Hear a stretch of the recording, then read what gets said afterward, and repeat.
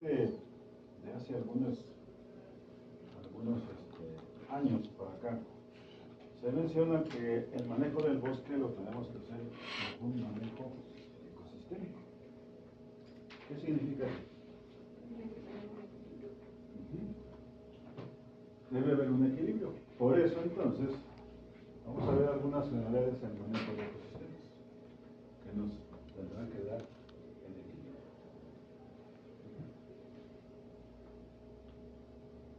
Primero, alguna de las primeras es considerar las conexiones entre los diversos niveles de biodiversidad. Y cuando hablamos de niveles jerárquicos, ¿cuál es el nivel más pequeño dentro de un bosque? Las bacterias. ¿Bacterias? Bacterias, antes de las bacterias están formadas por genes. Después esos genes forman especies, poblaciones, ecosistemas y al final un paisaje. Esa sería una generalidad de la asociación de especies. ¿Cómo los tenemos que ver? Y entonces tenemos que tener en cuenta que hay ese tipo de niveles de biodiversidad, niveles de formación de una población. Segundo criterio de manejo es incluir una escala espacial adecuada que incluya a los procesos ecológicos relevantes, definiendo límites ecológicos en lugar de límites administrativos. ¿Cuál será el límite administrativo?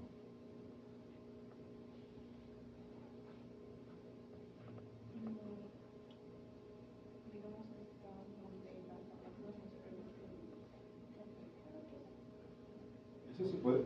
¿Cuál es la diferencia entre un límite ecológico con un límite administrativo? No tiene que ver con la división entre, por decir, un municipio y otro. O sea, los límites ecológicos no importa que sean entre varios municipios y que no abarque todo el municipio. Por ejemplo, tenemos tipos de áreas ecológicas, por ejemplo, la Huasteca. La Huasteca, si ustedes lo analizan, primero es de varios estados. Y dentro de esos estados hay varios municipios. Cada municipio dentro del estado aporta una parte a la región que conocemos como la Huasteca. Y ahí no todos los municipios tienen esa característica, sino es una parte muy específica. ¿Qué otra región conocen que sea ecológica?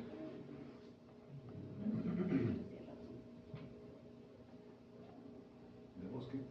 ¿Qué otra región ecológica? El Valle de Mezquital. El Valle de Mezquital. El Valle de Mezquital generalmente es el estado de Hidalgo, pero hay varios municipios que lo están formando, pero no todos los municipios forman parte de ese valle. La región del Bajío, ¿han escuchado hablar de la región del Bajío? Agrícola totalmente. La región de la Mixteca. Y la Mixteca está entre los estados de Guerrero, Oaxaca y Puebla. Parte de Morelos también todavía es poco un poquito. Hay algunos municipios que están en esa región. Entonces, vamos a definir límites de manera como un ecosistema, límites ecológicos, en vez de un límite administrativo. Porque el límite administrativo está bien centralizado, no es administrativo. Aceptar a las sociedades humanas como parte del ecosistema. ¿Por qué?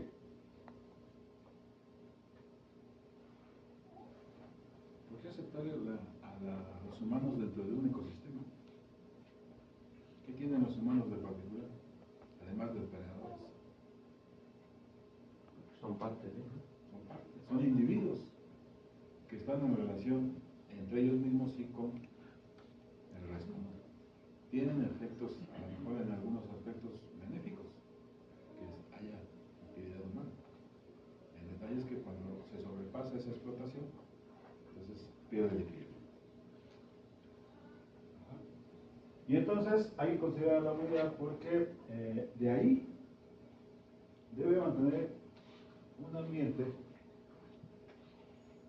que en el futuro, y por eso se maneja actualmente como sostenible y sustentable. Debe mantener para generaciones futuras el recurso, pero además cuando lo explote ese recurso tiene que estar, no debe deteriorar, debe mantener la ecología dentro del ecosistema. Limitar o reducir la perturbación para mantener la biodiversidad. ¿Qué sucede cuando hay una tala de ese bosque? Cuando hay una deforestación total. Hay unas especies que a lo mejor ya no van a regresar, ya no van a regenerarse. Si empezamos a quedar nosotros mismos la biodiversidad, eso es lo que nos refiere. ¿Cuál es el ecosistema más grandote a nivel de Latinoamérica? ¿El Amazonas? El Amazonas, ¿sí? Y luego sigue aquí donde está el Tren Maya. Sureste de México. Pero estuvo sufriendo, perdón, el Amazonas estuvo sufriendo mucha tala, ¿no? El año pasado. Nada, principalmente para sembrar dos cosas importantes: soya, frijol soya, y hacer pastizales. Entonces, eso es algo que bueno, es un producto económico, a lo mejor es más rápido la reconversión del producto. Tenemos recursos más rápidos, pero a la larga deterioran totalmente el ecosistema. Mantener la integridad ecológica protegiendo poblaciones variables de todas las especies nativas de sus patrones y colonias. Las especies nativas es importante mantenerlas. ¿Por qué? Porque le dan sustento al ecosistema. Recuerden ustedes que esas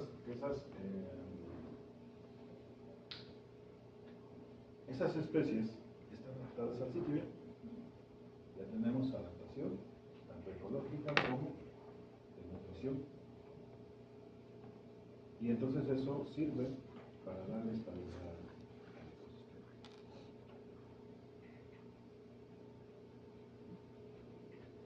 Tener en cuenta escala temporal adecuada, se debe planear a largo plazo. A ver, yo les pregunto a ustedes, ¿será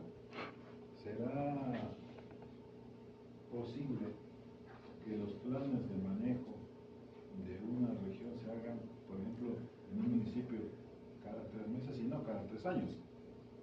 Sino entra el gobernante, empieza a hacer su plan de trabajo y hasta medio año a lo mejor tiene su plan de desarrollo. Y cuando llega otro, lo cambia. ¿Será posible? ¿Avanzaremos así? Como que debería haber una instancia que ya los establezca, ¿no? Que no se cambie cada vez que entra una diferente administración, que siga manteniendo.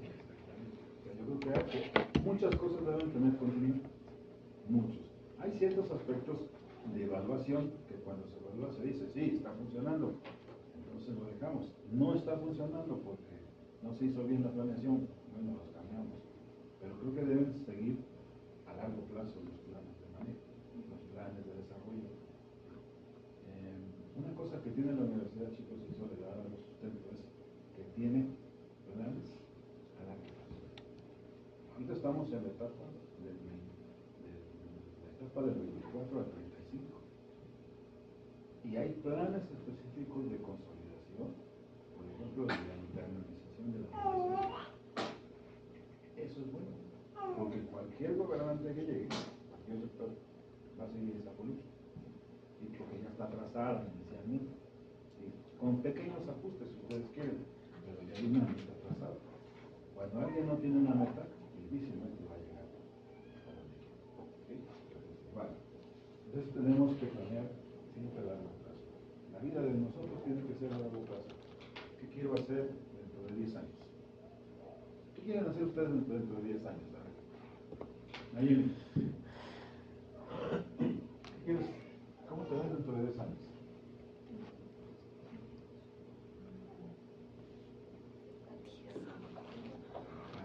Bueno. Esa es en la vida de trabajar. vida personal.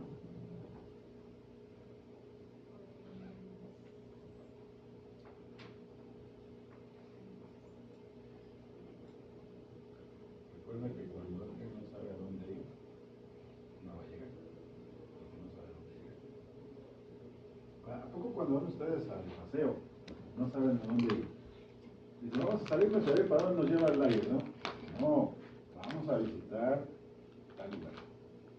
¿Y cómo le van a hacer? Van buscando la ruta. No ha ido nunca, perfecto, pero van buscando la ruta, la más fácil. A veces, aunque a veces se complican las cosas, pero así lo hacemos. O sea, nosotros trazamos una ruta de trayecto, una ruta de vida. Y eso lo tienen que hacer. Bueno, luego, algo muy importante, chicos. Dentro del manejo del bosque, tenemos que introducir estas cosas. Diseños experimentales de lo que ustedes quieran trabajar en el bosque. ¿Por qué? Porque con eso ustedes van a ir generando información que muchos de los del área forestal, eso está no olvidado, pero son así evidentes. En agrícola hacían mucha experimentación. En el bosque, generalmente, es poca experimentación.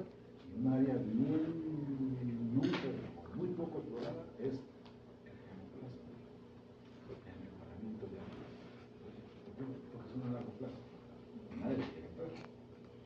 Imagínense un cuate que está en el sistema nacional de investigadores, precisamente a generar germoplasma, y le va a tardar 5 años para hacer un artículo, porque primero lo sacan en el primer intento, ¿no? Entonces dicen, no, hay que generarlo más facilito para que haya productividad. Entonces, ese es algo. Diseños experimentales es muy importante para que nos conduzca al monitoreo y a documentar los efectos del manejo para seguir aprendiendo. Recuerden ustedes que después de empezar a hacer un manejo de algo, eso les va generando ¿qué? Experiencia, conocimiento. Y a veces digo porque muchas veces se comete igual, disminución de errores. A medida que ustedes lo hacen constantemente, ya se la saben y van a disminuir esos errores que son muy frecuentes. ¿Ah? Otra cuestión importante, y quizás es una de las prioridades, es la coordinación interinstitucional y la comunicación con la sociedad. Muchos de los planes anteriormente solamente se sabían a nivel central, a nivel de gobierno, pero muy pocas veces se daba a conocer a las comunidades. Entonces, cuando dicen, ya les llegó un apoyo de 2 pesos. ¿Y por qué? Porque creemos que con eso ustedes se pueden mantener. No, necesitamos 10. Entonces, cuando llega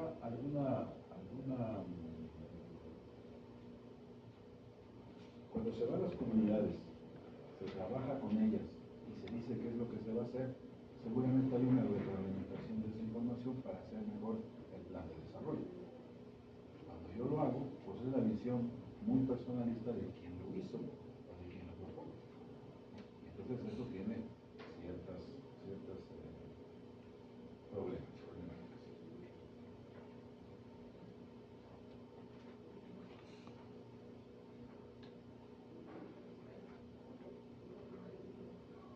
Y bueno, esto creo que ya lo saben ustedes, que cualquier actividad que haga el humano, ¿sí? En algunas partes, y yo creo que en todas, va a modificar las características originales del bosque, ¿sí? Del tipo de vegetación, del área donde se puede trabajar. ¿Y eso qué ocasiona? Que modifique. Un desequilibrio. Que generalmente va a generar un desequilibrio y una alteración al ecosistema.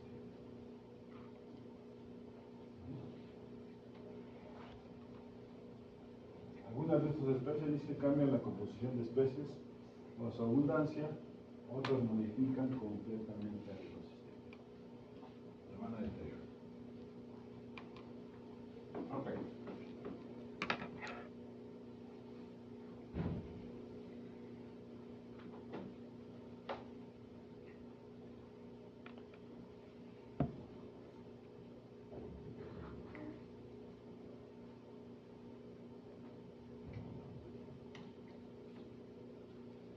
Entonces, ¿qué cosa es la restauración que ya habían visto? Porque aquí nos dice que es necesario restaurar esos ecosistemas que están acá. ¿Cómo? Devolviendo sus características originales. Recuerden que la definición de restauración es devolver al entorno su belleza escénica y productividad original. Okay. Sin embargo, aquí dice, ya está, esto que suena tan sencillo no lo es. ¿Por qué? Porque en primer lugar, para la mayoría de los ecosistemas desconocemos cuáles eran sus características originales. Y si yo no conozco cómo era original, ¿cómo lo voy a devolver? ¿Cómo lo restauro?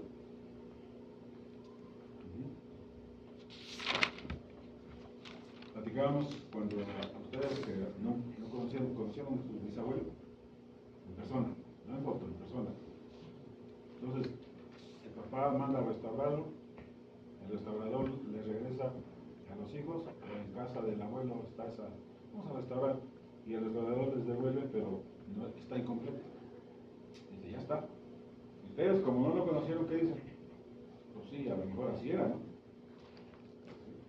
O sea, asumimos verdades que no lo son. Parece que así era, el abuelo, supongo que así era. Pero no, porque el restaurador no hizo bien su chamba. Entonces, no podemos. Ese es uno de los grandes problemas. Características originales. ¿Por qué? ¿Como cuáles? ¿Qué especies dominaban el paisaje? ¿Cuál era la composición florística del lugar? ¿Cuál era su abundancia? Ajá.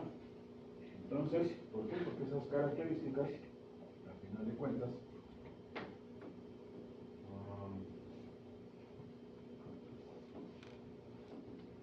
porque ese deterioro puede tener cientos, inclusive miles de años. Como no lo conocimos, pues a lo mejor no podemos realizar. Entonces, esa es una de las consecuencias que podemos tener para no llegar a la completa restauración de un lugar. ¿Cuál es el otro?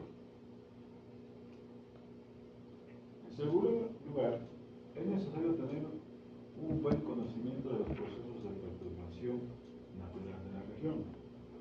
Dicho de otra manera, encontrar los fenómenos y los factores que ocasionaron o que están ocasionando el deterioro. Si encontramos y hacemos un buen diagnóstico, entonces en consecuencia podemos encontrar la estrategia más adecuada para poder restaurar ese ecosistema. Muchas de las veces no sabemos, como decía arriba, no sabemos la composición de qué estaba formado, de qué especies eran las importantes. Los tipos de especies, la estructura, que es la abundancia. ¿Qué es abundancia relativa? Cuando hablamos de abundancia, ¿a qué se refiere? La cantidad. La cantidad de individuos que teníamos en ese lugar. ¿Cuántos había? Ajá. Además, plantas y animales que estaban formando el ecosistema. Porque ellos tienen una función muy específica. ¿Se acuerdan? El ecosistema no se les olvide que es la interacción de individuos que viven dentro del ecosistema. Entonces, esto lo tenemos que saber específicamente para regresar y poder alcanzar la restauración.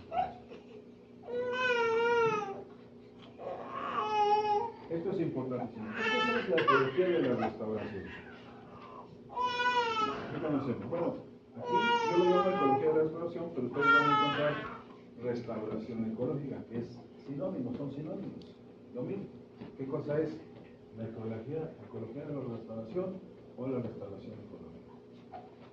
Es restaurar la salud, la integridad y la sostenibilidad de los ecosistemas que han sido degradados por las actividades humanas. Dicho de otra manera, la ecología de la restauración es el estudio de los procesos de eliminación de ecosistemas degradados o destruidos. Eso se conoce como ecología de la restauración restauración ecológica. ¿Vale?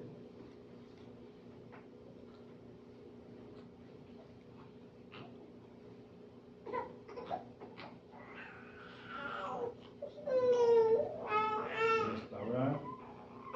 Sinónimos de restaurar.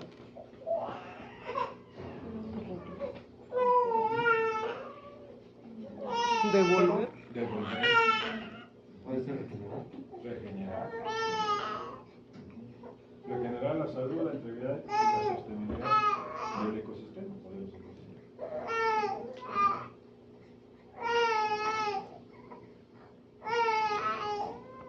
Pueden ponerle ahí en vez de restaurar eso que hemos dicho, esos sinónimos, para que no se confunda, porque si no sería como un...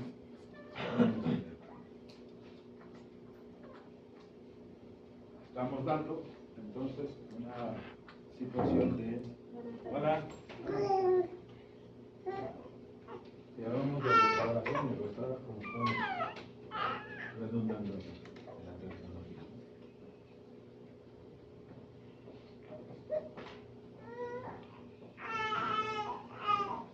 Bueno, entonces es importante que nos centremos o que nos acordemos cuáles son los pasos para el manejo ecosistémico dentro de los bosques. Todos nos llevan a dónde? A ser los más sustentables y sostenibles.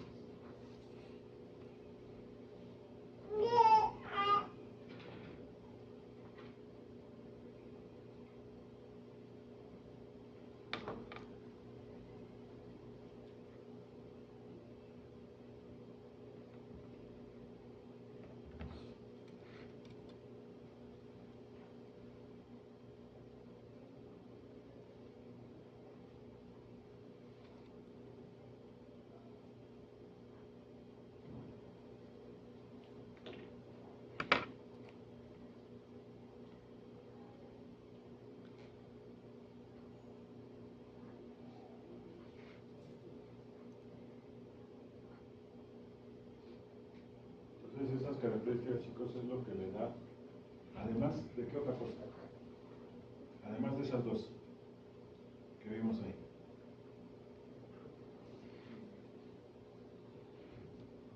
¿Cuáles serían otras dos características que influyen directamente para que en muchos lugares no alcancemos esa restauración total, completa?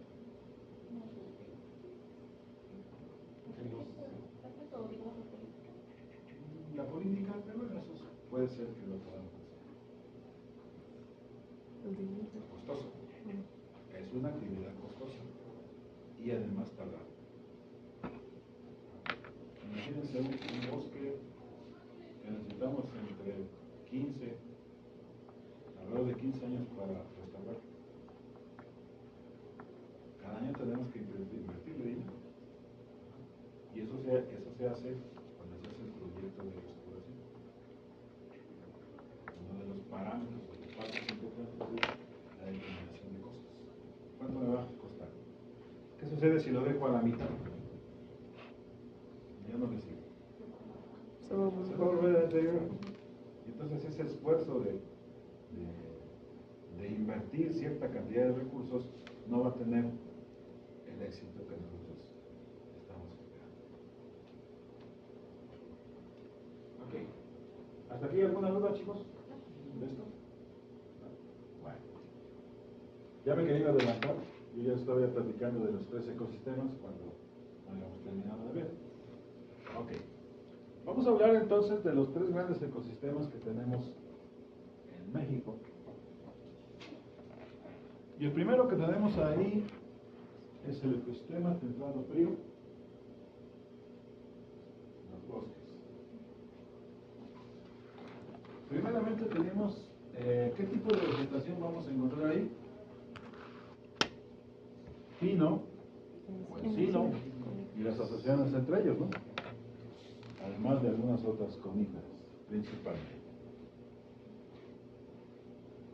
La temperatura anual promedio va de entre 10 y 20 grados Celsius. La precipitación que nosotros vamos a manejar va entre 600 a 1000.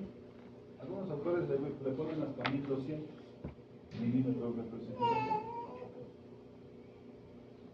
La altitud de 1500 hasta más de 3000 metros sobre el nivel mar. ¿Qué productos se extraen de este tipo de ecosistema? Principalmente la madera y las coníferas. ¿Pero qué más? Resinas. Entonces son productos, si aquellos son maderables, estos son no maderables. Y entre ellos entra la resina, la recolección de especies, hongos, ¿qué más? Gomas, ¿qué otra cosa? También podría ser musgo. Musgo, ¿sí? Es otra especie que es temporal, pero se explota y se estalla. Entonces todos ellos nos van a facilitar, todos ellos del ecosistema temporal.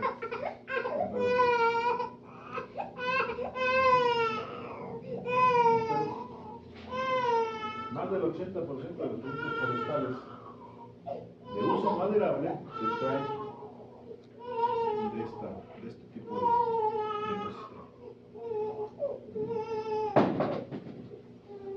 Tomando en cuenta esos puntos que tenemos ahí, ¿qué garantías tendrán el ecosistema cálido húmedo o cálido subhúmedo?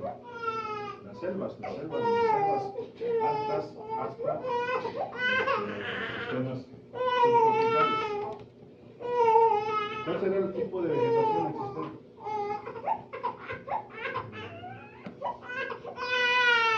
Aquí están los árboles como africanos, como la caoba, el cedro.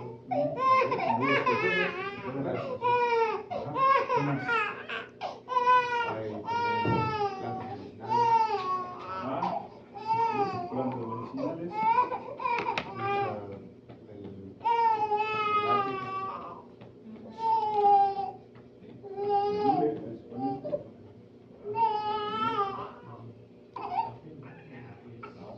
Entonces estamos hablando de los comestibles. ¿De dónde se viene la papaya, el plátano? De esas regiones. Ok.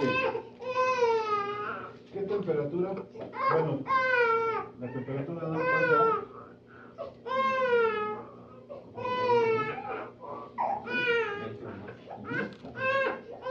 La precipitación. Hay límites, generalmente en los ecosistemas. 1500 superior. ¿Y la altitud?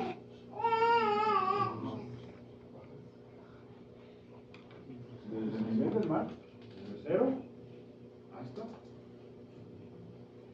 ¿Cuánto será? 2500. ¿Quién es por acá de Jicotepec? ¿Hacia abajo? Por ahí? ¿Nadie? ¿O que sea un clima semitropical en su región? ¿No? ¿Nadie te parece? ¿De la región? Más o menos está hasta 1500.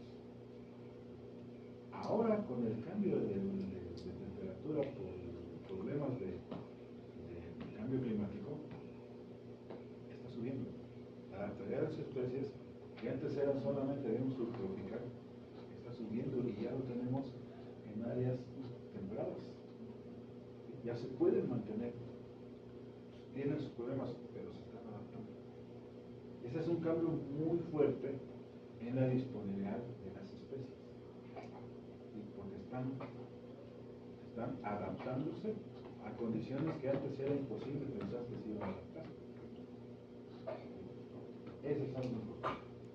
Vamos a ver. ¿Cree que entonces los ecosistemas como el mesófilo de montaña puedan recuperarse ahora que va a haber más temperatura, más vegetación? Puede ser que sí. Y además, ¿por qué? Porque puede ser, acuérdense, ¿por qué va cambiando los regímenes de temperatura?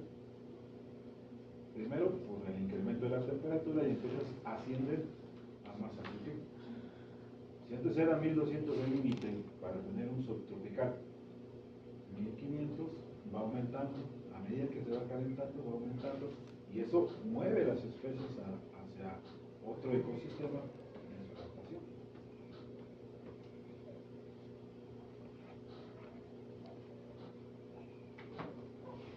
Tipos de vegetaciones: selvas, sabanas, hasta el bosque tropical mesotropical. La media anual temperatura 24 a 25 grados Celsius, el promedio, límites mínimos y medias mínimas y máximas. Usos maderables, principalmente maderas preciosas, caoba, cedro rojo, ¿qué más? El palo escrito famoso, la albergia. Uso no maderable: precipitación anual mayor a 1500 milímetros. En México, chicos, tenemos regiones que lleven más de 4000 milímetros. Imagínense la cantidad de agua que cae por metro cuadrado. Un milímetro, ¿cuántos? ¿Qué significa? Cuando, Superficie. cuando decimos que son 1500 milímetros, ¿es por metro? No. ¿En un metro cuadrado? No. Es la cantidad que cae en un punto. Bueno, sí, en un metro cuadrado. Al final de cuentas, acuérdense que la transformación de milímetros es litros por metro cuadrado. Esa es la transformación, digamos, lineal que puede existir. Decimos, llovieron 10 milímetros de precipitación. ¿Qué significan 10 milímetros? Que llovieron 10 litros en un metro cuadrado. Entonces, cuando hablamos de 1500 milímetros de precipitación anual en un sistema de este tipo, en un sistema tropical, ¿qué significa? Que en ese punto, que en un metro cuadrado de esa región, llovieron 1500 milímetros en todo el año, porque esa es la precipitación anual. Les caen más de 1500 litros en un año. Exacto. Sí. Claro, a lo largo del año. Por eso es que las precipitaciones, vamos a ver más adelante, las precipitaciones que se consideran torrenciales son aquellas que caen más de 90 milímetros de una lluvia. ¿Qué quiere decir? Que cayeron más de 90 litros en un metro cuadrado. Entonces, dicen, ¿y cuánto cayó en un hectárea? Pues multipliquen. Si eso es en un metro cuadrado, ¿cuánto cayó en 10.000 metros cuadrados? Es la cantidad de lluvia que cae en un lugar, por hectárea, en este caso.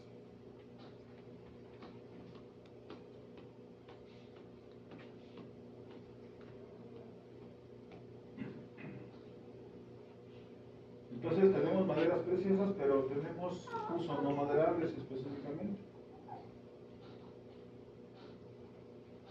Todos prácticamente los frutales de clima tropical, plátano, papaya, mamey, todos ellos, ¿de dónde salen?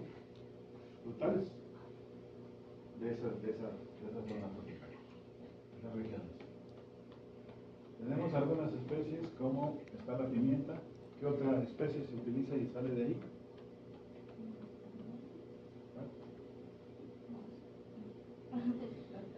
Canela.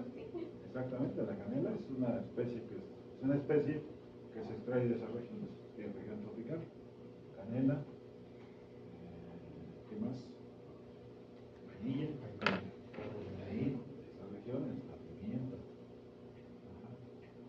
Frutales, ahí tenemos al mamey, pero es plátano, papaya, etcétera, etcétera.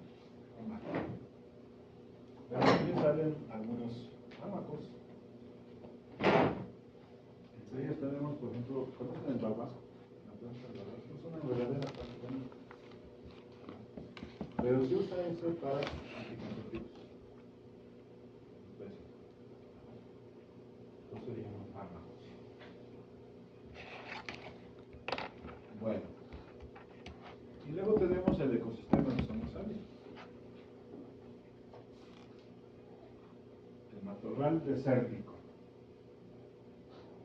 ¿Qué significa que diga alta oscilación térmica? Altas temperaturas. Bueno, la diferencia del día, altas temperaturas y en la noche bajas. Exactamente. Entonces, a lo mejor en la noche podemos estar a 0 grados punto de congelación y en el día subir la temperatura a más de 40 grados. ¿Y eso qué significa para la pelea de las especies?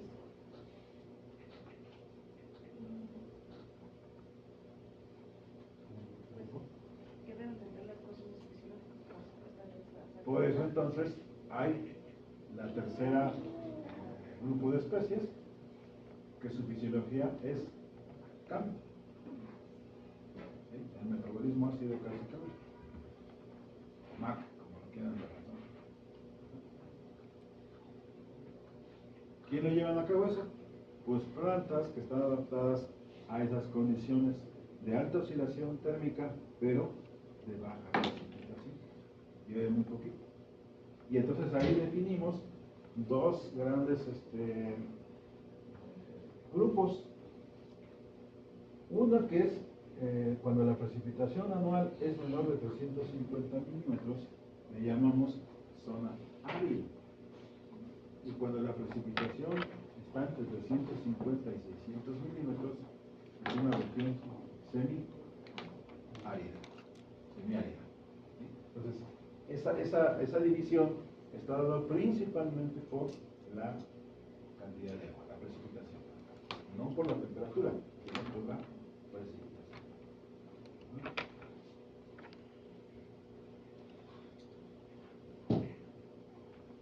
Ahí no aparece, pero ¿cuál será la altitud?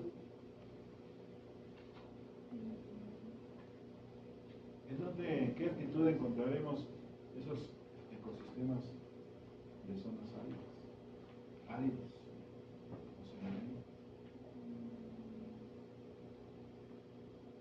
Primero, ¿dónde los encontramos? Centro-norte de México. El desierto chihuahuense, que abarca hasta San Luis Potosí prácticamente y Querétaro, todo así, toda la franja hacia arriba, es el famoso, toda parte del desierto chihuahuense. Pero donde está más influido, pues es la parte de Coahuila y Chihuahua. Y del otro lado, del lado del noroeste, tenemos el desierto sonorense, que es parte de Sinaloa, un poquito parte de Chihuahua y prácticamente todo el estado de Sonora. Y abarca una parte todo de la península de California. Eso es por ese lado tenemos allá. Y por este lado aquí abajo tenemos la parte de la Mixteca. ¿Han escuchado hablar ustedes de la Mixteca? Es una zona árida, prácticamente. La compone Puebla, parte de Puebla, parte de Guerrero y otra parte de Oaxaca. La zona de la Mixteca. Los mixtecos famosos provienen de esta parte. Bueno, muy bien. Entonces, ¿cuál será la altitud? ¿Podemos encontrar zonas áridas a nivel del mar? Sí, sí.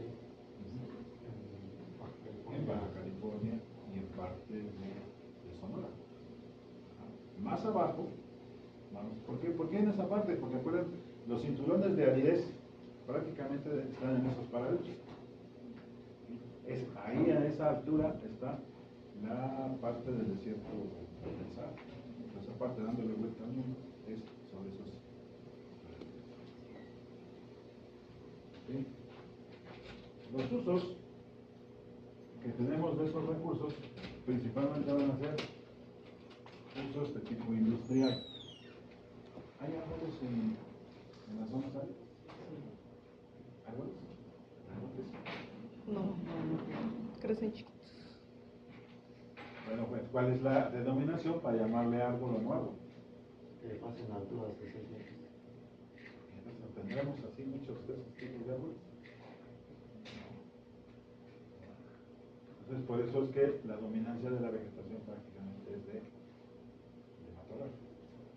Pero en ese matorral, ven ustedes, tenemos algunos usos muy importantes. Ajá. La fibra de lechuguilla, la cera de candelilla son subproductos que se cosechan a partir de esas zonas áridas, de la alimentación de matorral de zonas áridas. Y son actividades de recolección. La gente se mete y va y saca su producto. ¿Eso qué característica le da si es solamente de recolección? Aunque es de tipo industrial, o se usa para la industria, pero la recolección prácticamente es manual. Porque no podemos cortar todos y llevarlo, porque hay una infinidad de especies que no sirven, mejor van a servir para el propósito. Eso le ha dado que, como es de recolección, la deforestación que se puede hacer del recurso es alto o bajo. Baja, porque no eliminas a lo mejor toda la planta, sino solamente le vas a quitar la rama, la vara o las hojas que van a ser aprovechadas, y eso le baja mucho la deforestación. Forrajeros, mezquite principalmente, y no porque a veces porque realmente sea un buen forraje, sino porque no tienen los pobres animales que comer y van a ramonear los mezquites, los pastos, el nopal. ¿Qué otra cosa hay? Ahí, guamuchi. Medicinales, damiana. Aquellos que estén un poco medios faltos de vitalidad, apoderamiento. ¿Qué hacemos?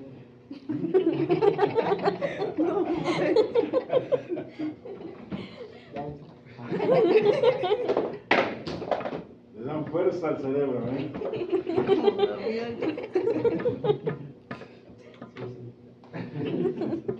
¿Qué significa fuerza al cerebro?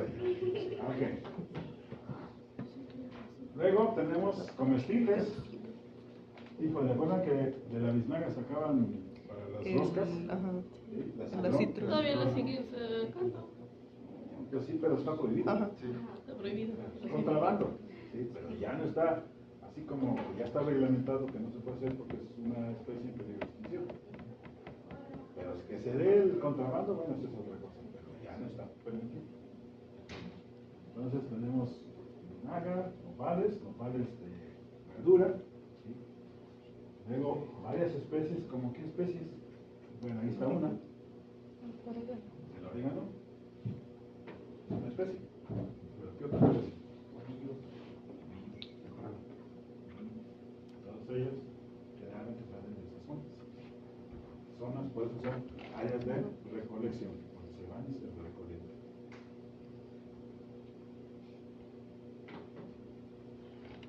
Okay.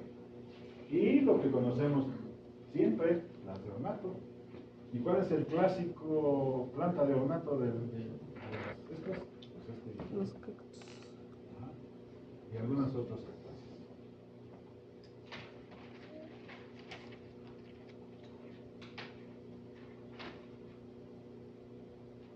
¿Qué se ha hecho para que porque era un contrabando fuerte de cactáceas? Se empezaron a hacer viveros de reproducción de ese tipo de especies para evitar el contrabando.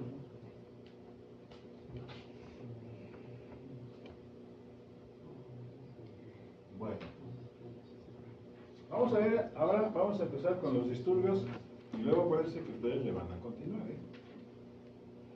¿Están listos? ¿Vamos a su presentación? Claramente. Bueno, vamos a ver generalmente de uno que es, creo que a nadie me tocó, deforestación. ¿Qué es, como definición, la deforestación? Ahí tenemos una definición, pero puede haber más. A ver, yo les voy a decir esta.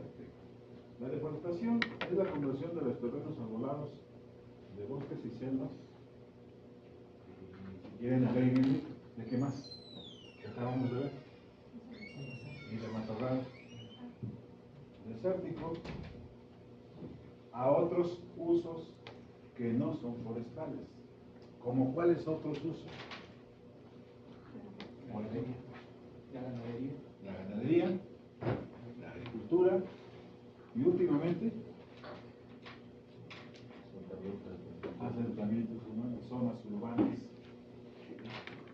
Y entonces, ¿qué es lo que hacen cuando van a hacer un fraccionamiento en las zonas boscosas? Toda la vegetación, con sus consecuencias, por supuesto, ¿no?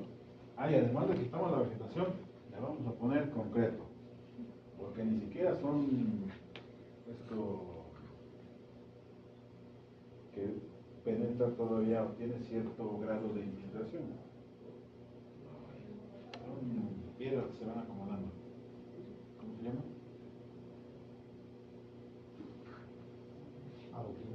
Adoquín. Exacto, el adoquín. Entonces, eso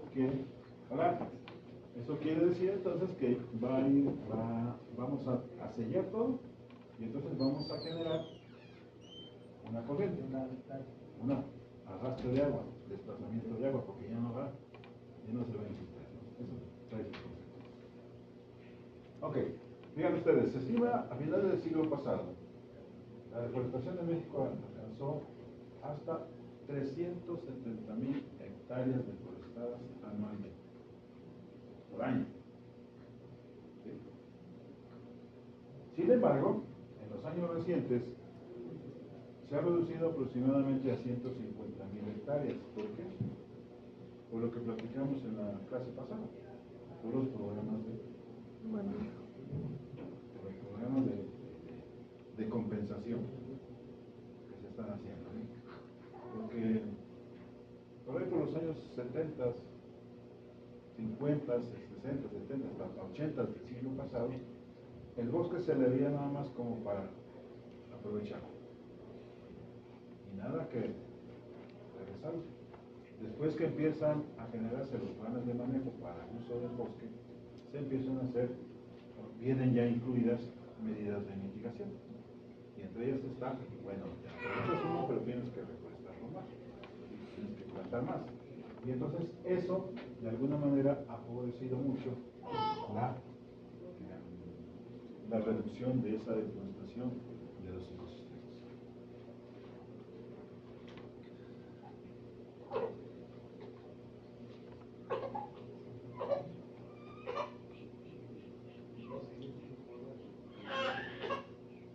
¿Qué factores ocasionan esa deforestación?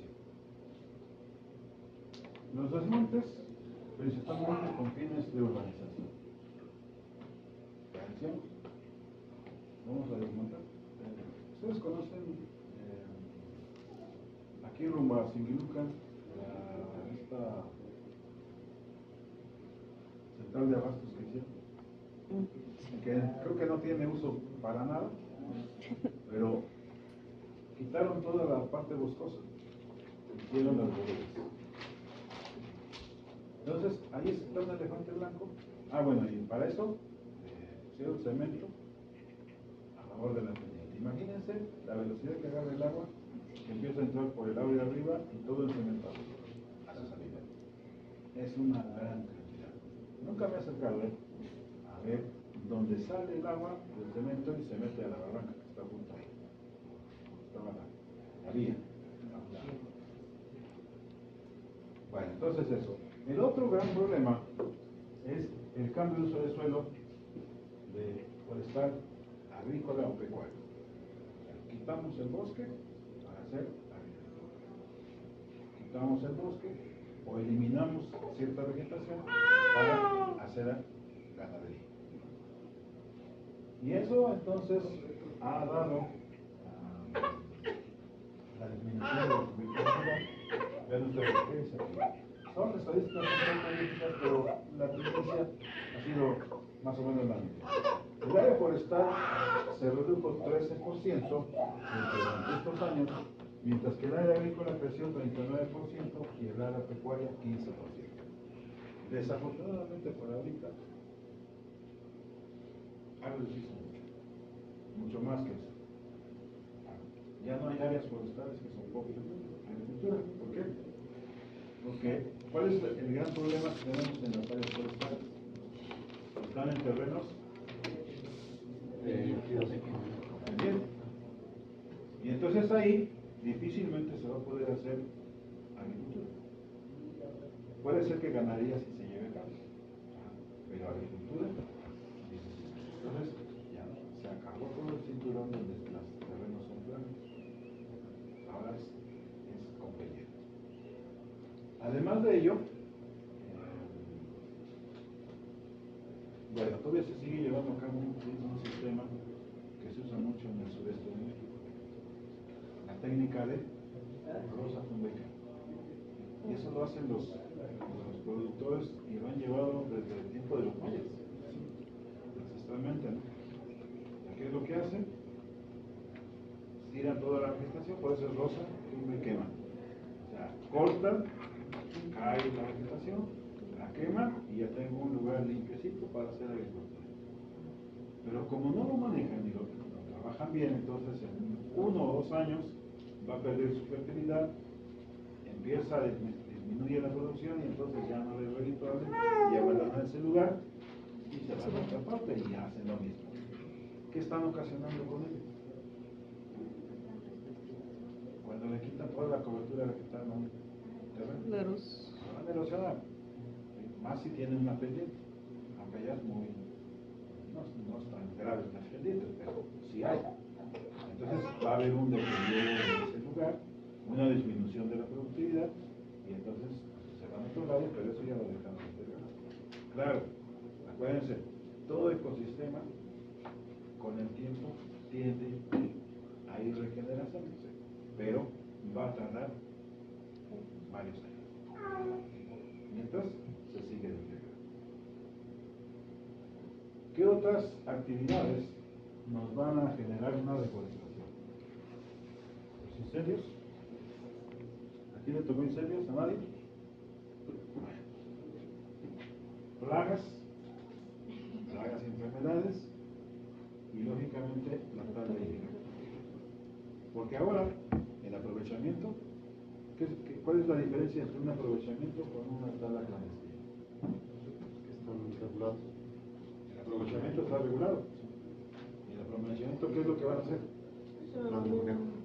Plan de manejo. A partir de ese plan de manejo, le dice, ustedes van a cortar solamente en el año 1 especies que tengan diámetros de este calibre. Y después, en el año 2, van a aprovechar eso mismo, ¿no? Entonces van programando cuál es la producción que van a tener en 5 años, por ejemplo, que termina el turno. Y en una tala clandestina o ilegal, sin ver diámetros ni nada, por eso se llama una deforestación, porque acaban prácticamente con toda la vegetación. Y eso trae consecuencias graves. Entonces, por eso es que prácticamente todos lados pero sí, hay ciertas áreas que se da la clandestinidad. Por lo tanto, entonces, lo que platicábamos hace ratito, ven ustedes, esta es la tasa de deforestación que se tiene. ¿Dónde se ha, en los últimos 100 años, por ejemplo, dónde se ha llevado a cabo mayormente una deforestación? En las zonas sur del país, selvas. ¿Por qué? Porque en el afán de explotación de maderas preciosas se ha terminado con bosques completos. Después de la región centro, vean ustedes, 52% es la tasa de deforestación. ¿Qué es una tasa de deforestación, chicos? Por ejemplo, en México tenemos una tasa de natalidad, que ya contribuyó Carmen con esa tasa. ¿Qué es una tasa de crecimiento? La cantidad de árboles que se talan. Promedio. No es un promedio. ¿Un registro de qué contra qué? Tasa de crecimiento. ¿Qué se relaciona a qué? Tasa de crecimiento. ¿Cuántos son los que pues, que hay en cierto tiempo? Entonces se involucra dos variables. Es la variable que nosotros vamos a medir respecto a un espacio de tiempo. Por ejemplo, tasa de natalidad anual en México, 1.2%. ¿Qué significa eso? cada 100 habitantes, el nacimiento es, bueno, aquí se van a parciales porque son medias. Claro, no puede haber 1.2 niños, ¿verdad? Pero bueno, como son medias, ¿sí? Entonces es ¿cuántos niños nacieron en un año? Y eso depende mucho de la población. Pero entonces a veces se dice, en 100.000 habitantes, por ejemplo, la tasa de muertes son por cada 100.000 habitantes, los homicidios son 2. ¿Qué tiempo? En un año, en un día, en un mes, eso es lo que varía. Entonces, por eso es que tenemos esa situación. Cuando hablamos de tasa de crecimiento, ¿qué hablamos? ¿Cuánto creció una planta en un mes? En 6 meses, en un año. Y eso le llamamos tasa de crecimiento, tasa de nacimiento, tasa de mortalidad. ¿Cuántos mexicanos mueren al año? ¿Sí? Eso ya se tiene en estadística. ¿Cuántos murieron en un año? Y entonces cuando hablamos tasa de deforestación, ¿qué quiere decir? En un año, ¿cuántas hectáreas se pierden? Y podemos sacar un porcentaje. Entonces, ese porcentaje significa que en una X periodo de tiempo se ha perdido el 52% de la vegetación. Se ha detenido. Los 52, 31, y vean ustedes, para la región norte nos tenemos matorral desértico, pues solamente el 15%. Y decíamos, ¿por qué? ¿Cuál es la causa? Porque es una repoblación. La mayoría es repoblación. Y entonces, pues la gente no corta toda la planta, además la parte que le interesa, y lo demás se queda. Y entonces, eso no significa una deforestación, ese prácticamente es un aprovechamiento de la parte útil. ¿Sí? Muy bien.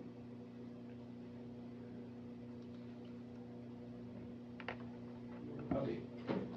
Otro de los factores, y que son dados prácticamente por la deforestación, que sería el programa magno de pérdida, pues nos da la erosión y su impacto ambiental.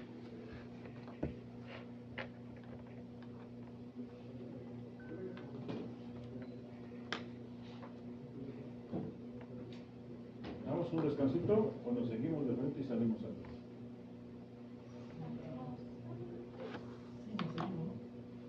Yo digo que nos seguimos. ¿Sí? ¿Qué dicen los demás? ¿Sí? Neo, Ayeli, Que se queden los que quieran. Tere. Seguimos. ¿Qué es erosión, chicos? La pérdida del suelo. Pérdida de suelo. Así dicho rápidamente, ¿no? Vamos a ver que la erosión implica, aquí está, una definición, implica 3 pasos importantes. Primero es el desprendimiento o remoción. Remover, ¿qué significa? Quitar. Separar, desplazar. Entonces vamos a desprender y la remoción, que es la parte inicial del proceso de erosión. Después sigue un transporte. Para que haya un transporte de partículas, ¿qué necesitamos? Un agente erosionante. Y entonces los dos agentes erosionantes que vamos a ver son el agua y El viento. Acuérdense, los remolinos nos llevamos. ¿Qué le haces a ese niño, Carmen?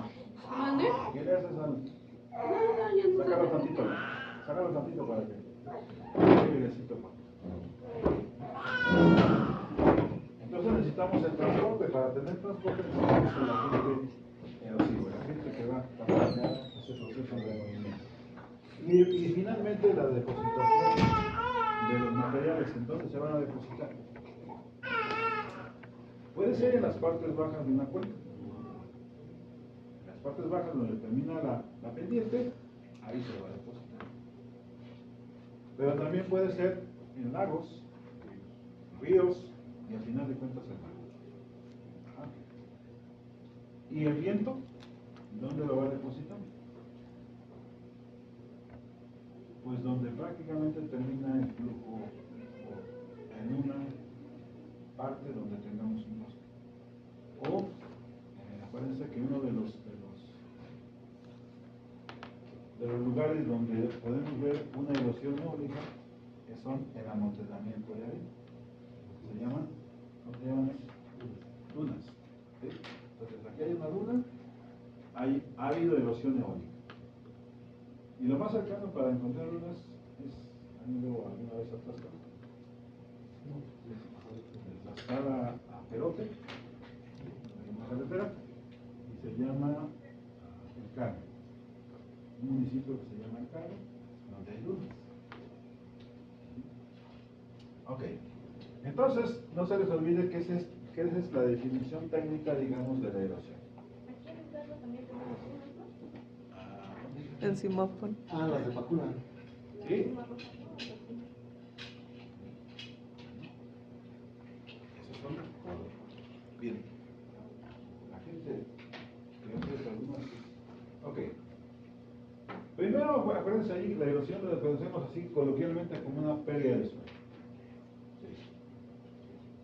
Dice ahí que el 80% del país presenta un grado de deterioro. Dentro de ellas está la erosión. Cuando hablamos del deterioro de un terreno, no solamente vamos a llamarlo erosión, sino se puede deteriorar ¿por qué? Un suelo que perdió la cobertura vegetal. Y eso le va a ocasionar erosión.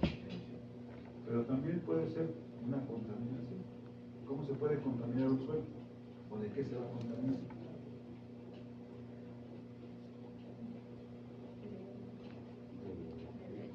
Acá cerquita, aquí entre Santiago y Contepec, ¿de qué se contamina? Hidrocarburos. Dentro de esa degradación va la contaminación por hidrocarburos, la contaminación por agroquímicos, la contaminación por fertilizantes, metales pesados, todo ello van a abonar al deterioro, ¿sí? Por lo tanto, entonces vean ustedes que el deterioro por causas antropogénicas se da ese 80% y 19% por una degradación natural. ¿Cómo qué es natural en un suelo? Que lo pueda deteriorar. Rendimiento de rocas.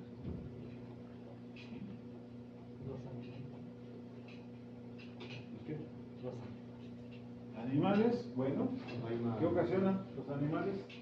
Se come la vegetación, los herbívoros. Ok, los herbívoros, pero además, cuando están en un solo sitio, ¿qué lo van a hacer? Sobrepastoreo. Una compactación.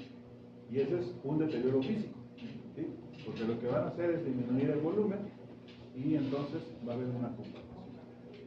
Por eso solamente el 19% puede ser natural. El 80% es generado por actividades humanas. Bueno, el 30%, chicos, en el país puede presentar una erosión fuerte. ¿Qué quiere decir erosión fuerte? ¿Qué va a aparecer cuando hay una erosión fuerte? Miren, la secuencia de la erosión en un sitio es, primero, es incipiente, o sea, se está llevando pequeñas partículas pero no se nota. Y se dice que es incipiente o no visible. Después puede ser un canalillo que se va formando ahí, un hilillo. No se controla, sigue incrementándose, después es un surco, y si no tiene un control, puede llegar a formar cárcavas. Entonces, cuando hablamos de erosión, pues estamos hablando de erosiones o el suelo está surcado ya, tiene surcos o cárcavas, y se ha llevado prácticamente todo el horizonte A del suelo, el horizonte productivo.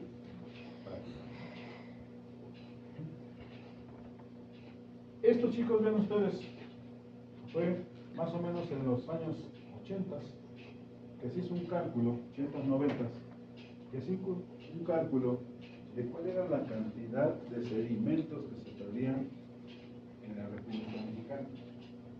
Y se llegó a la conclusión de que se fueron 335 millones, 535 millones de toneladas.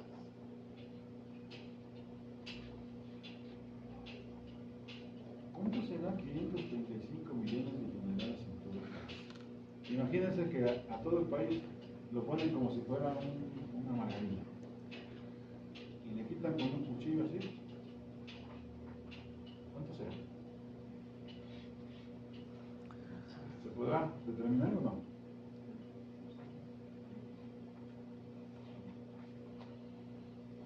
A ver, porque de eso depende, acuérdense, siempre en los ecosistemas tiene que haber un equilibrio para que sean sustentables. Si no, entonces pierde esa calidad. Entonces, vamos a calcular a ver cuánto le quitamos y cuánto se forma de suelo anualmente. Vamos a ver, ese fue en un año. Ese fue anual, 535 millones. ¿Cuánto se forma un suelo anualmente? Cuando la roca sea ludita, que es la más frágil que puede existir. ¿Un centímetro en qué tiempo? No. 200 años. Ajá. Entonces, si se forma, si hubiera un equilibrio, entonces un centímetro que se pierde en 200 años, más bien que se forma en 200 años, tendría que perderse un centímetro en 200 años, ¿no? Para que hubiera un equilibrio. ¿Y qué creen? Vamos a ver. ¿Cuánto es? ¿Cuánto se pierde? ¿Cómo calculamos el peso de un suelo? Ok, muy bien. Empleamos profundidad, densidad y superficie. Muy bien. Ya vamos de gane. Entonces,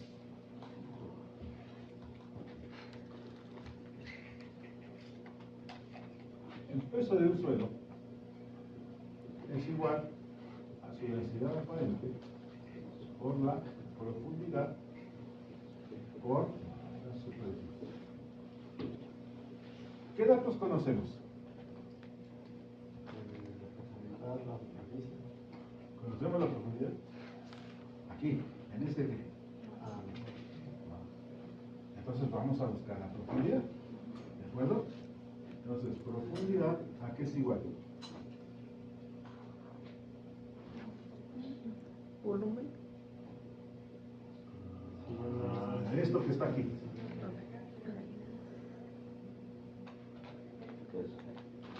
Peso. Ajá.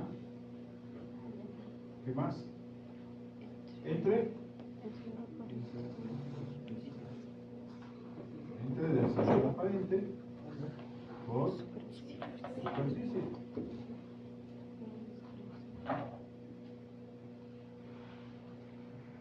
¿Qué conocemos? Conocemos la densidad aparente y vamos a hacerlo bien fácil.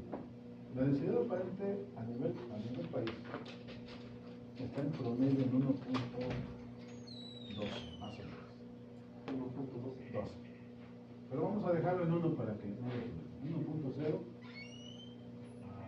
megagramos por metro cúbico. Vamos a usar las unidades medidas. Ya lo conocemos. ¿Conocemos el peso? ¿Cuánto es? 535 millones. 1, 2, 3 de megagramos. Acuérdense, nada, chicos, que nosotros lo ponemos así, el sistema internacional dice no, es así solamente con una T, pero ahora que creen, ya cambió, ya ahora es megagramo. Cuando vean toneladas, si ustedes ven artículos recientes, ya no dice toneladas, métricas, ahora dice megagramos. ¿No? Ok. Entonces, megagramos de suelo. Ajá. ¿Y qué nos falta aquí? La superficie. ¿Cuál es la superficie? Si eso fue en todo México, ¿cuál es la superficie de México?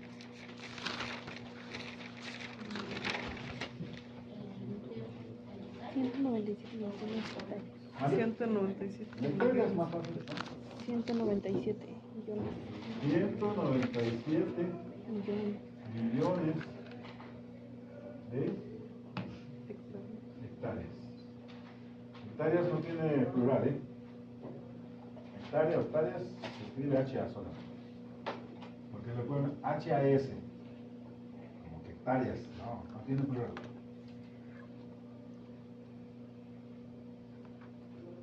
¿Ok?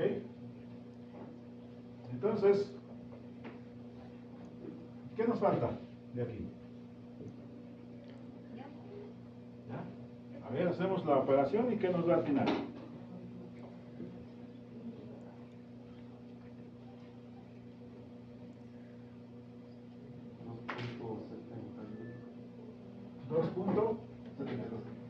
¿2.72 qué?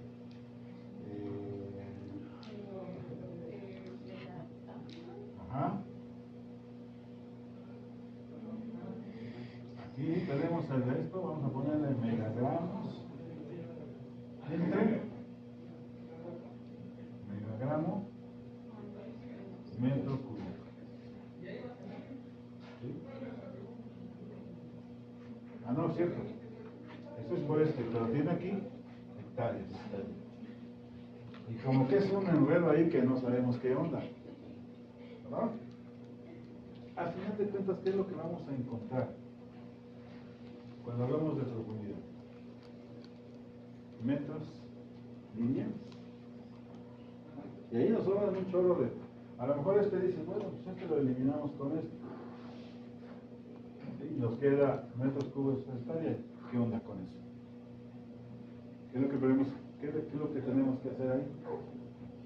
Transformar las hectáreas en metros no cuadrados. ¿Cuánto tiene una hectárea? 10.000 metros. Entonces, antes de esto lo tenemos que multiplicar por 10.000 para tener metros cuadrados. ¿Y cuánto es entonces aquí? 197, 1, 2 y 3. 1, 2 y 3. Y 4 ceros. 1, 2, 3 y 4. ¡Caramba! ¿Cómo lo ven? Chicos que todos lo saben.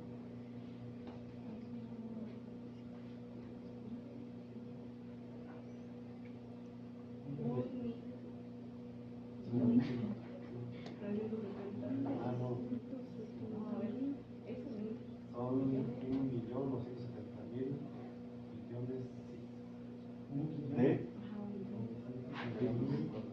1.970.000 millones de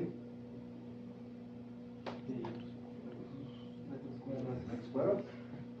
Eso es lo que tiene el país en metros cuadrados. ¿Ah? Para los gringos, por eso ellos hablan rápido de billones, ¿se acuerdan? ¿Por qué? Porque ellos no emplean esta nomenclatura. Ellos cuando llegan a 1.000 millones le llaman 1 billón. Y nosotros cuando llegamos a 1 millón de millones le llamamos 1 billón. ¿Sí se entiende? ¿Sí?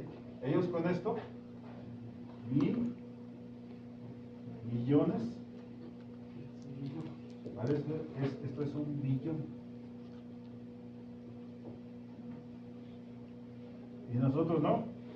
Nosotros tenemos que tener 1 millón de millones. Y ahí es donde mucha gente se confunde con las estadísticas. Le llamamos 1 billón. 3 ceros más. Antes como que no caben en la mente, ¿verdad? Pero bueno, así es. Ok. ¿Cuánto nos da entonces aquí? Esto ya lo transformamos, ya tenemos metros cuadrados. Ajá. ¿Cuánto nos da aquí?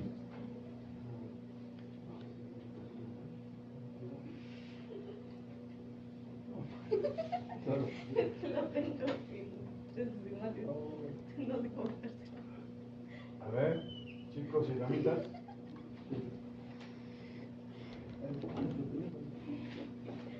¿Cuánto me da? Calculation.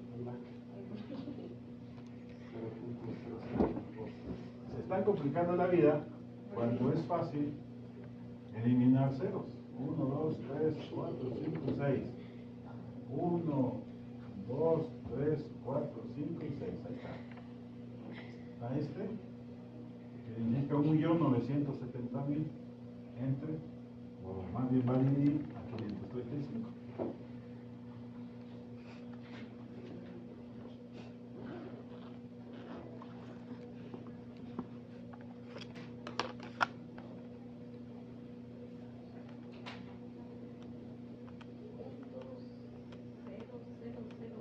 Ajá.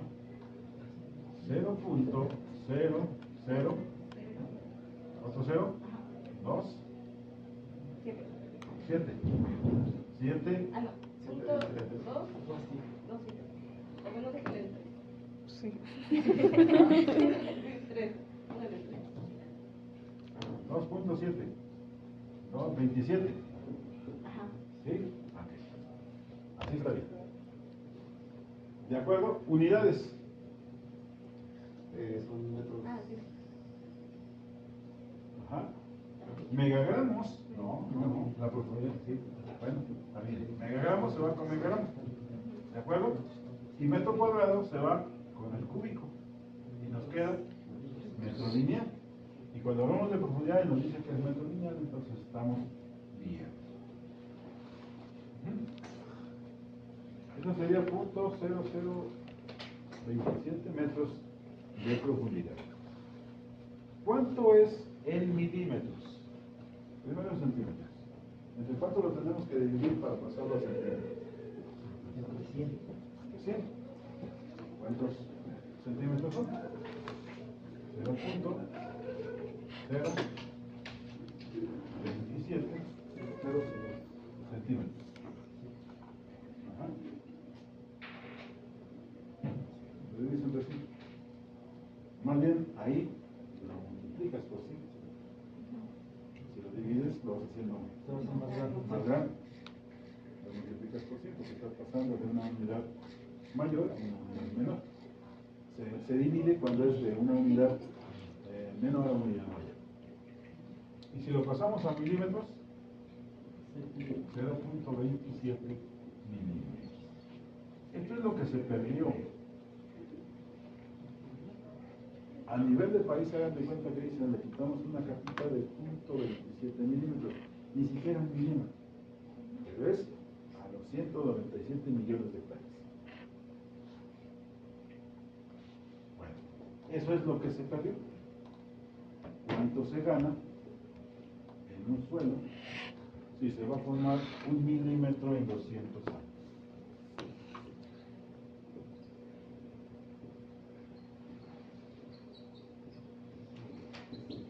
¿Cuál es el resultado?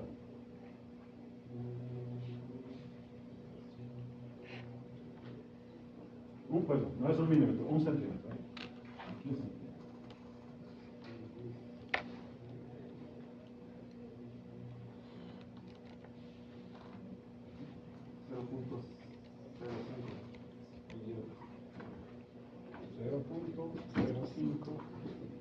Milímetros por año. Por año. Ahí es por año. Tiene que ser por año.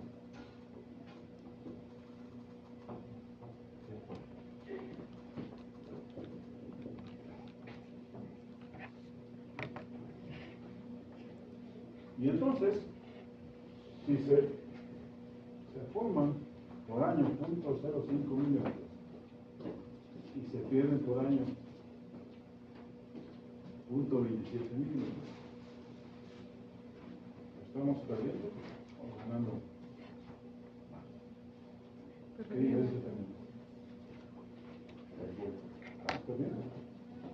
Entonces, no hay un equilibrio. que tener esto mismo que se forma, eso mismo. Eliminación. Estamos perdiendo punto 27, que son ¿cuántas veces esto? 5 veces y un poquito más. Entonces estamos perdiendo 5 veces más suelo respecto a lo que se forma. Y eso cuando hablamos de un ecosistema bueno, templado por lo menos, y de la roca más frágil que pueda haber. Imagínense si nos vamos a las zonas árabes y con un material que se desintegra muy lentamente. Pues eso, esta diferencia se incrementa muchísimo más. ¿Sí queda claro, chicos? Entonces, estamos perdiendo al menos 5 veces más de lo que se está formando. Y entonces, eso desequilibra todo cualquier ecosistema. Nos vuelve las consecuencias, vuelve productivo, hay menos nutrientes, materia orgánica prácticamente se va disminuyendo, todo va teniendo consecuencias a partir de ese proceso. Por ejemplo, no contribuirá a la formación de suelo cuando se extrae la roca de las minas, se tritura y se hace polvo, y ve que algunas hay desechos, ¿no? ¿No contribuirá eso a la formación del suelo? Contribuirá un poquito al cambio de partículas, un poquito, pero es muy escaso. O sea, el área que puede ser afectada por esa industria minera, pues, hay muchas minas, pero tanto puede abarcar en función de la superficie de todo el país. Es una fracción muy pequeña. Eso, entonces, limita, no contribuye mucho con esa diferencia. Además de que en muchos lugares, pues eso prácticamente es una pérdida. Hay unos lugares que se minera de desecho, lo siguen aprovechando, siguen restaurando, siguen rehabilitando espacios, minas agotadas, donde van poniendo el mineral. Pero hay muchos que lo desechan, prácticamente como si no lo vemos y lo echamos al agua, a ver si no se va. Así como ustedes, algunos lo hacían en la práctica. En la textura lo vamos y lo echamos a la tarja y le echamos agua y ya no sé de dónde queda.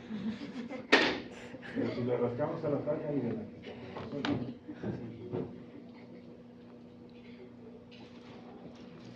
ok. Bueno, entonces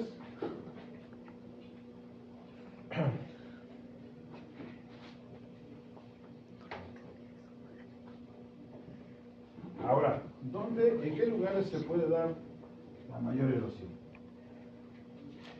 ¿Qué tipo de uso contribuye a que el suelo se erosione más? Ajá. El cambio de uso del suelo. ¿Por qué decimos que los suelos de uso forestal están más estabilizados y hay menos erosión? Porque tienen más cubierto vegetal. Más cubierta vegetal y sobre el suelo más restos orgánicos, hojarasca y de todo tipo. Entonces, eso va a generar o ocasionar, además, los suelos agrícolas, ¿qué es lo que les pasa?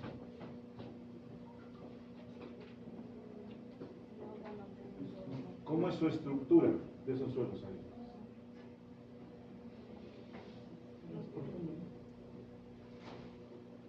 La estructura es muy frágil.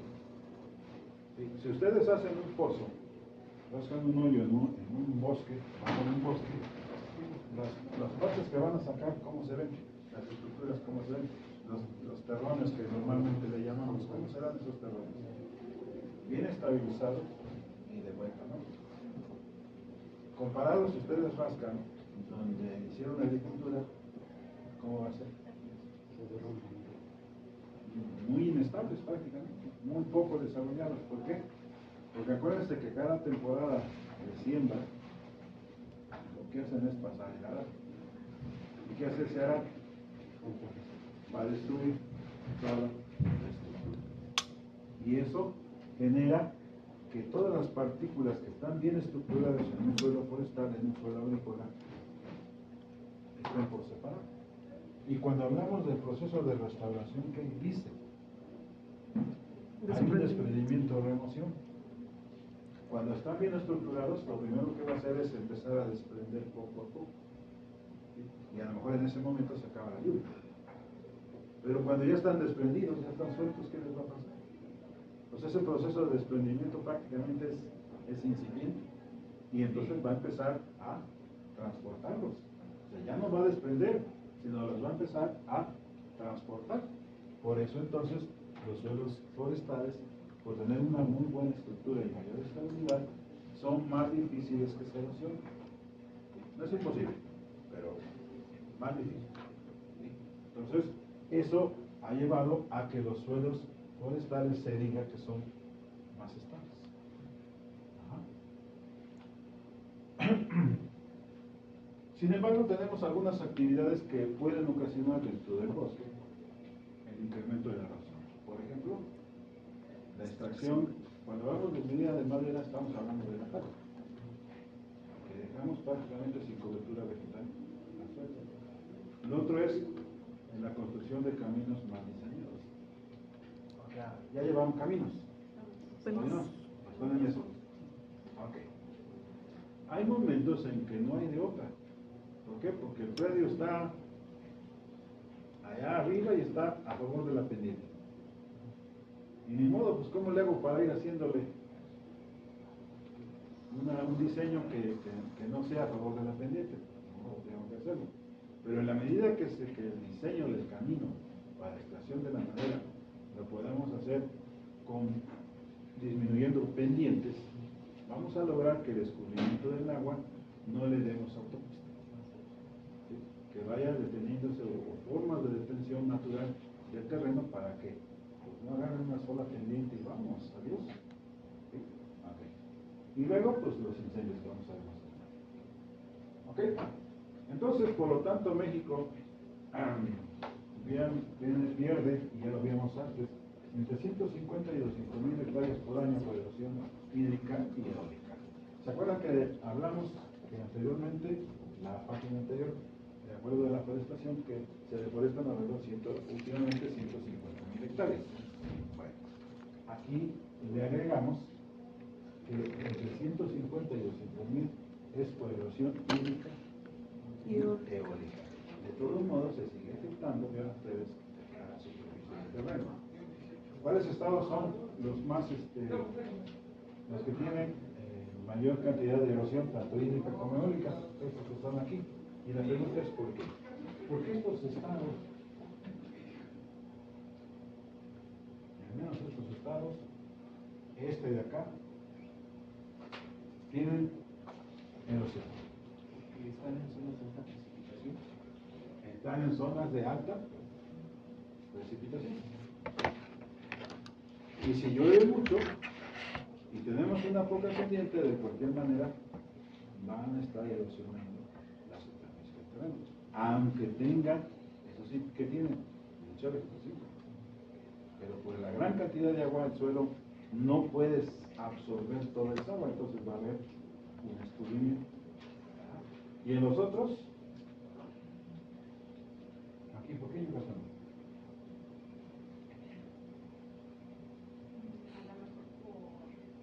¿Qué tipo de roca o qué tipo de suelos son los yucatecos?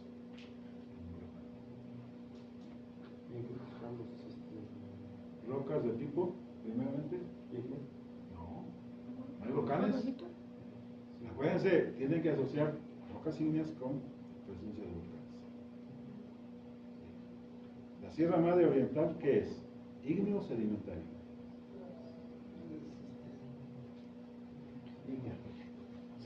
¿Dónde hay un volcán? Pero hay mucha piedra de Sí. No. Eso no quiere decir, si es roca, es sinónimo de una piedra. Pero lo dije. Sedimentario. De aquí para arriba, chicos, todo el centro norte de México, vamos a encontrar muchas minas. ¿Y por qué minas? ¿Por qué no en Tabasco? Hay otra mina, Tabasco y Campeche es otra mina muy importante, ¿cuál es? Petróleo. Pero minas para sacar minerales no hay. Acá sí. En ese entorno, pues las zonas áridas, ¿por qué? Pues fácil. Porque es fácil escarbar. No, por eso no. ¿Cómo se forman? ¿Cómo se formó las rocas Sí, sedimentarias? sí, sí, ¿cómo se formaron estas rocas? Y por lo tanto las... Madre mía. Por evaporación química, ¿se acuerdan? Que lo vimos en la geología. Eso está ahí. Las rocas sedimentarias se forman por tres procesos: deposición mecánica, que es los cuerpos de agua que van a parar al mar; por evaporación química, que es ahí donde se forman los minerales, ¿sí? Y por compactación o sepultamiento, que es otro mineral, que es el carbón mineral. Carbón vegetal y carbón mineral. Entonces, todo el centro de México tenemos carbón mineral y tenemos minas de explotación de plata, cobre, oro, manganeso. Todos los minerales prácticamente. ¿Por qué en el norte y por qué no en el sur? Porque esas son zonas donde se formaron rocas por evaporación química. Todos los minerales se fueron juntando y se fueron precipitando. ¿Sí? Ok. Nada más vamos a quedarnos aquí. Acuérdense que hay dos tipos de erosión, o los dos agentes que los forman: erosión hídrica y erosión eólica. Tan. Vámonos. Dudas, chicos.